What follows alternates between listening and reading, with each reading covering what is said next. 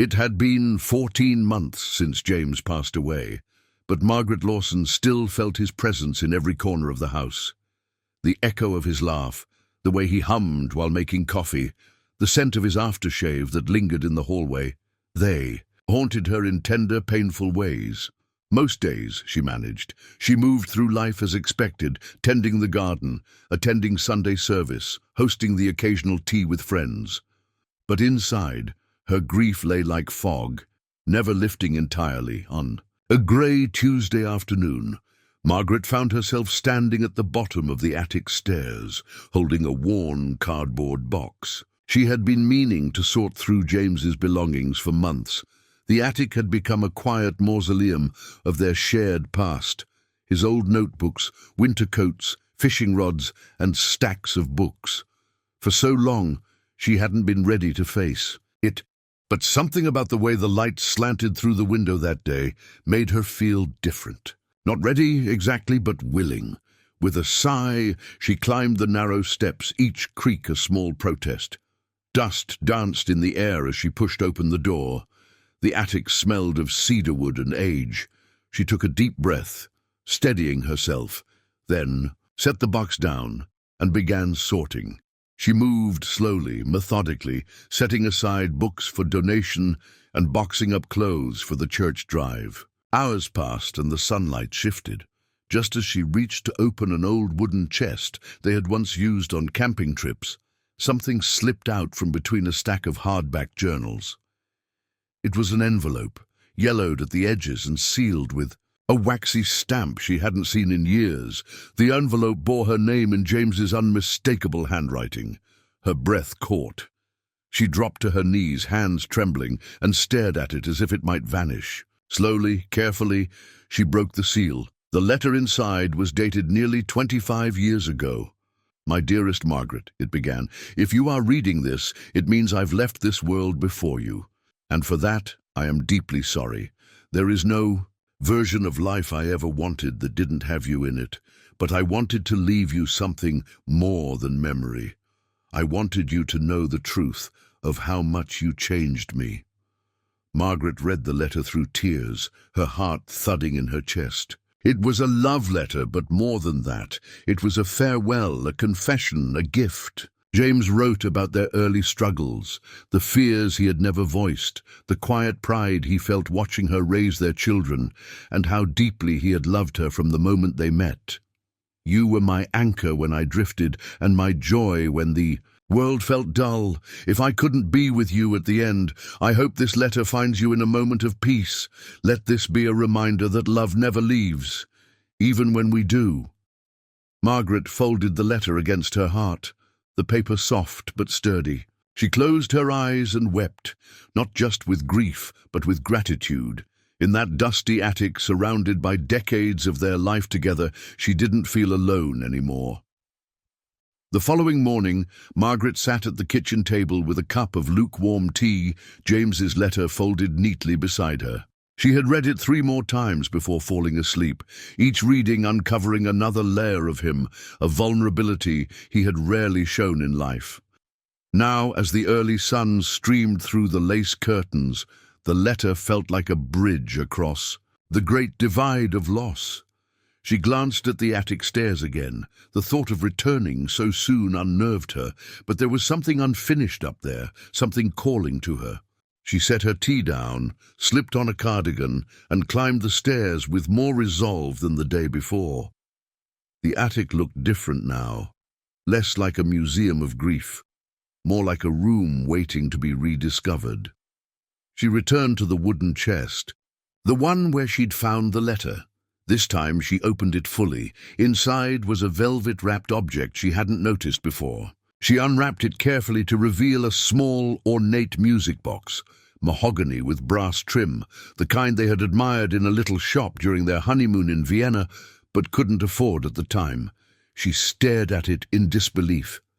James must have gone back and bought it later, kept it hidden all these years. On the inside of the lid, in tiny engraved script, were the words, "For M, when the silence is too loud." With a shaky hand she wound it. A soft melody drifted into the air, faint, sweet, achingly familiar. It was the waltz they had danced to in their living room every anniversary, even when there was no music playing. Tears streamed down Margaret's face. She sat cross-legged on the wooden floor, eyes closed, letting the melody carry her back. In her mind, she saw James, his warm eyes, his crooked smile, his arms reaching for her in that clumsy, gentle way he always did. The attic blurred around her until all she felt was the music and the memory. After the song ended, she noticed a second letter folded inside the velvet wrap. This one was shorter, but no less powerful. "If you ever feel like the silence is closing in," it read, "play this. Let it remind you that what we had was real, and that I never left you, not really. I'm in the quiet, in the music, in every breath of wind that moves the curtains." That night, Margaret placed the music box on her nightstand and the letters in her drawer. Sleep came easily for the first time in months. In the days that followed, Margaret began to live a little differently. She resumed her painting, something she hadn't done in years. She joined a local book club, started baking again, called her sister more often. The ache of loss didn't vanish, but it softened, smoothed by the grace of the gift James had left behind. One morning, while folding laundry, she hummed the melody from the music box. She didn't realize she was doing it until she saw her reflection in the hallway mirror, smiling. Spring arrived gently that year, as if the world itself understood that Margaret needed a slower season.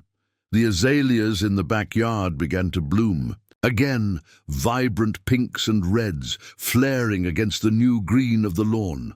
It was the first spring without James, but also the first where Margaret found herself stepping into the garden without dread. She had neglected the flower beds for the better. Part of a year, too, weighed down by grief to care about what grew or wilted. But one quiet morning, armed with a pair of gloves and a trowel, she ventured outside. The air smelled like rain and earth, and for the first time in a long while, she felt the pull of life returning. As she worked the soil, Margaret spoke aloud, half, and to herself, half to James. "You always told me I didn't water these enough," she murmured, patting the ground beside a budding rose bush. "Well, look who's finally tending them." A breeze stirred the wind chimes above the back porch, their song faint and hollow. Margaret paused, turning her face to the sky. She didn't expect a reply, but she felt something in that moment. An echo, maybe, or presence.